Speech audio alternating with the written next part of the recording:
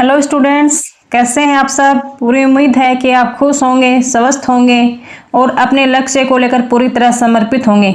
आप एक विद्यार्थी हैं और इसका अर्थ है कि आप एक योद्धा हैं जो अपने भविष्य की जंग लड़ने के लिए मैदान में उतरा है।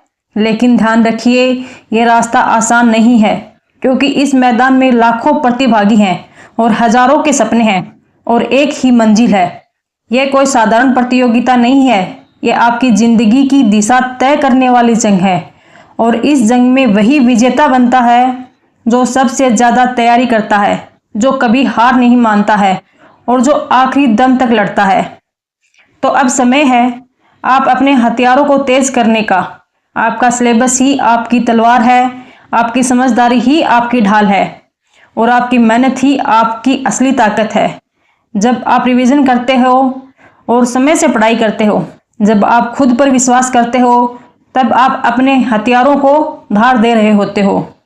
याद रखिए स्टूडेंट्स कि लक्ष्य दूर नहीं है, बस निरंतरता चाहिए।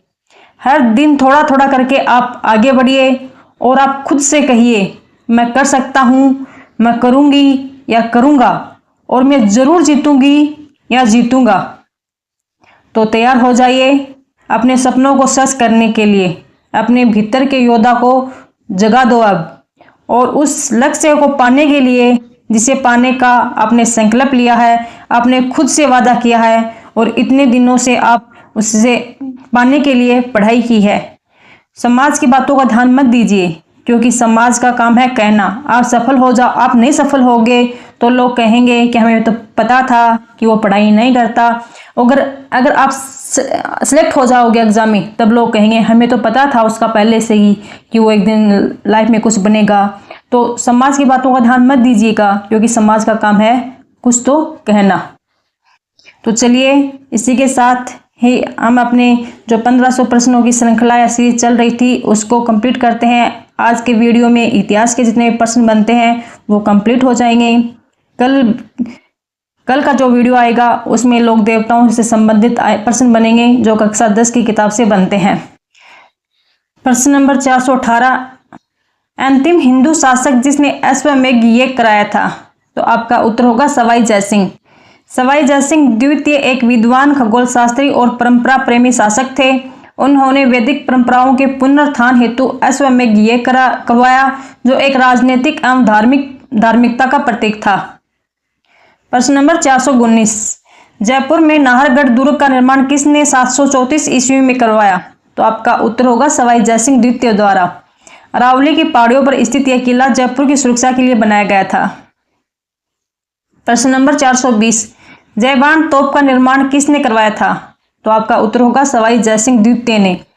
जयगढ़ किले में स्थित जयबान तोप विश्व की सबसे बड़ी तोपों में से एक है जिसे राजपूत सैन्य शक्ति के प्रतीक के रूप में देखा जाता है।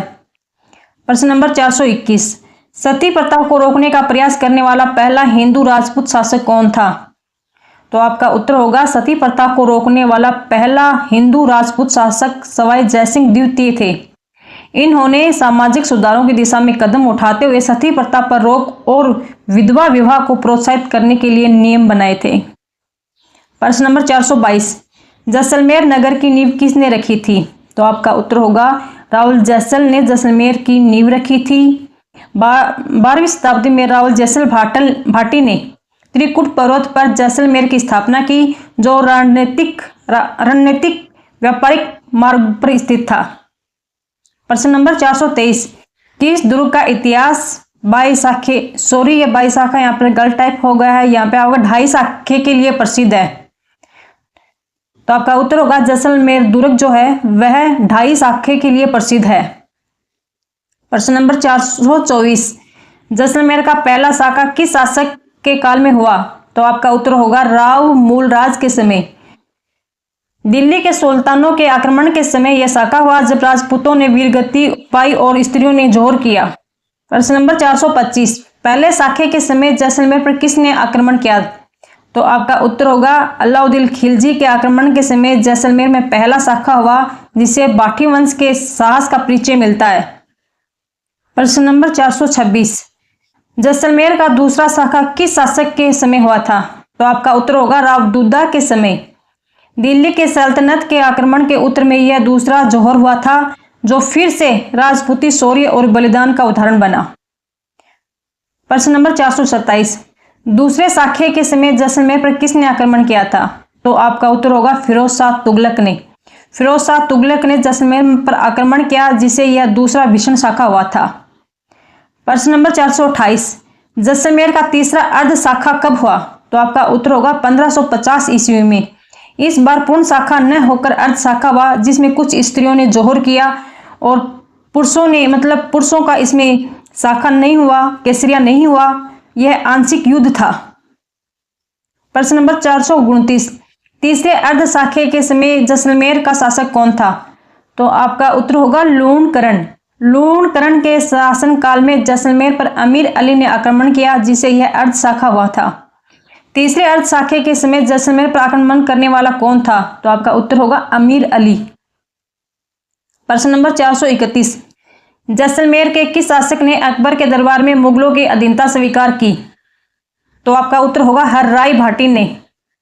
अकबर की राजपूत नीति के तहत कई राजाओं ने अधीनता स्वीकार की, जिनमें से जैसलमेर के हर्राई भाटी भी थे। प्रश्न नंबर 432, भाटी वंश का अंतिम शासक कौन था? तो आपका उत्तर होगा जवाहर सिंह। जवाहर सिंह के बाद में जैसलमेर राज्य स्वतंत्र सत्ता के रूप में नहीं रहा। प्रश्न नंबर 433, जाट जाति का एक राजनीतिक शक्ति के रूप में उदय किस मुगल शासक के समय हुआ? तो आपका उत्तर होगा औरंगजेब के समय। औरंगजेब की कट्टर नीतियों के खिलाफ अनेक किसान जातियां उठ खड़ी हुई, जिनमें से जाट प्रमुख थे। प्रश्न नंबर 434, मथुरा क्षेत्र में 1669 ईस्वी में जाट विद्रोह का नेतृत्व किसने किया? तो आपका उत्तर होगा गोकुला जाट ने। गोकुला जाट ने औरंगजेब की धार्मिक नीतियों का विरोध करके विद्रोह को छेड़ दिया था। प्रश्न नंबर 435, भरतपुर के स्वतंत्र जाट राज्य का संस्थापक कौन था? तो आपका उत्तर होगा चूड़ामन जाट। चूड़ामन ने मुगलों के खिलाफ लड़कर जाट राज्य की नींव रखी थी।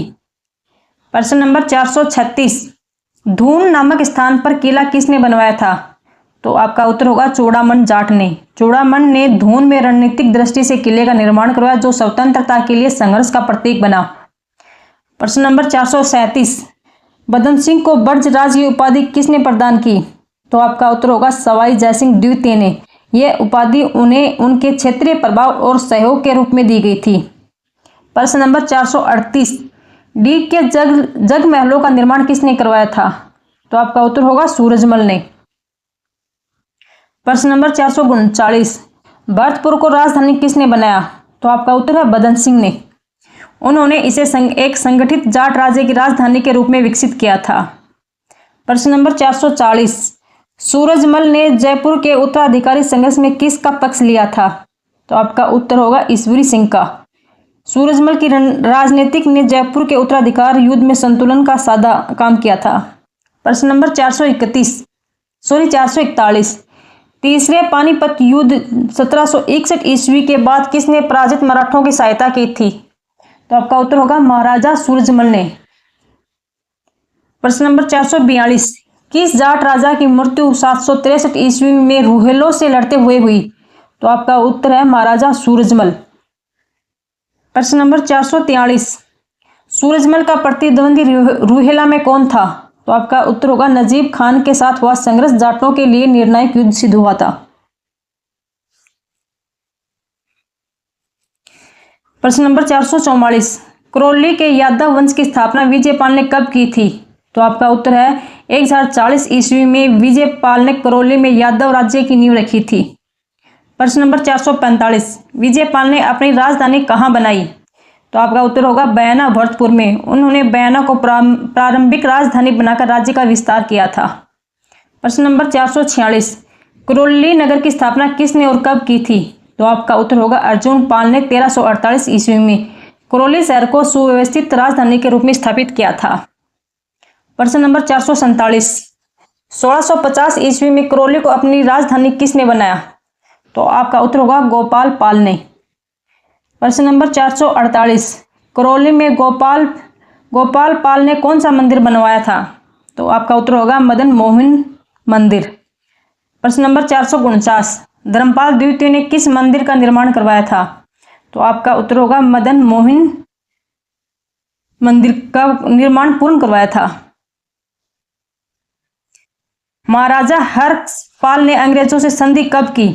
तो आपका उत्तर होगा 4 नवंबर 1817 ईस्वी में। प्रश्न नंबर 451, 1852 ईस्वी में किसकी मृत्यु के बाद डलहौजी ने करौली के विलय की सिफारिश की थी? तो आपका उत्तर है नरसिंह पाल। नरसिंह पाल की मृत्यु के बाद करौली में उत्तराधिकारी संकट उत्पन्न हुआ, जिस पर लॉर्ड डलहौजी ने डॉक्ट्रिन ऑफ लैप्स की नीति के अंतर्गत करौली को कंपनी में मिलाने की सिफारिश की, लेकिन बोर्ड ऑफ डायरेक्टर्स ने इसे अस्वीकार कर दिया। प्रश्न नंबर 452, 1857 की क्रांति के समय करौली का शासक कौन था? तो आपका उत्तर होगा मदन पाल। प्रश्न नंबर 453, आबू के परमार वंश का संस्थापक कौन था? तो आपका उत्तर होगा धूमराज। आबू के प्रश्न नंबर 454, आबू के परमारों का शक्तिशाली शासक कौन था? तो धारवर्ष। प्रश्न नंबर 455, मोहम्मद गोरी के विरुद्ध गुजरात की सेना का नेतृत्व किस परमार शासक ने किया था? तो आपका उत्तर होगा 12 वर्ष। 12 वर्ष ने 1178 ईस्वी में मोहम्मद गोरी को कोसंदा, जो माउंट आबू के निकट है, में पराजित किया था। प्रश्न नंबर 456, धार वर्ष के पुत्र सोम सिंह के शासनकाल में लूण शाही नेमिनाथ मंदिर किसने बनवाया था? तो आपका उत्तर होगा तेजपाल व वास्तुपाल ने। यह दोनों ही चालुक्य मंत्री थे, जिन्होंने आबू के देलवाड़ा में जैन मंदिरों का निर्माण करवाया, जो स्थापत्य कला का दृष्टि से उत्कृष्ट कीर्ति मानी जाती है। प्रश्न नंबर 457, आबू परमारों की राजधानी क्या थी? तो आपका उत्तर होगा चंद्रावती। प्रश्न नंबर 458, हुर्डा सम्मेलन कब हुआ था? तो 17 जुलाई 1734 ईस्वी में। प्रश्न नंबर 459, हुर्डा सम्मेलन में भाग लेने वाले प्रमुख शासक कौन थे? तो आपका उत्तर होगा जयपुर से सवाई जयसिंह, मेवाड़ से जगत सिंह द्वितीय, जोधपुर से अभय सिंह, नागौर से बख्त सिंह, बीकानेर से जोरावर सिंह, कोटा से दुर्जनसाल, बूंदी से दलेल सिंह और करौली से गोपाल दास। प्रश्न नंबर 460, तुंगा का युद्ध कब हुआ था? तो आपका उत्तर होगा 28 जुलाई 1787 ईस्वी को। प्रश्न नंबर 461, तुंगा स्थान कहाँ पर स्थित है? तो आपका उत्तर होगा लालसोट दौसा में। यह युद्ध राठौड़ कछवा वंश सेनाओं और मराठाओं के बीच हुआ था, जिसमें जयपुर के राज सिंह ने नेतृत्व किया था। प्रश्न नंबर 462, राठौड़ कछवा गठबंधन ने मराठों से युद्ध कब लड़ा था? तो आपका उत्तर होगा 1787 में।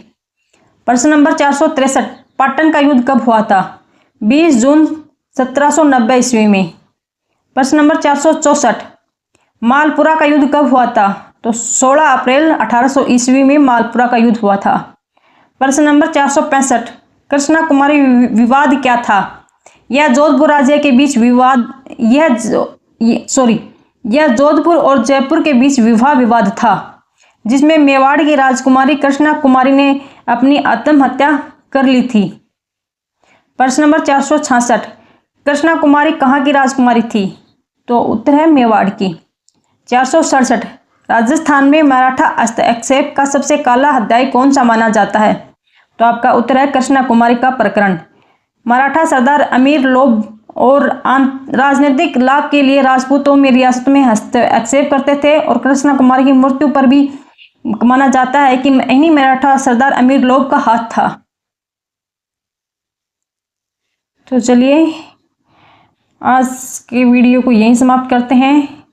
राजस्थान के इतिहास से बनने वाले जितने भी मोस्ट इम्पोर्टेंट पर्सन थे, उनको हमने 10 वीडियो में कंप्लीट कर चुके हैं। अब कल के वीडियो में राजस्थान के लोक देवताओं से प्रश्न बनने वाले हैं, कक्षा 10 से उनकी शुरुआत करते हैं।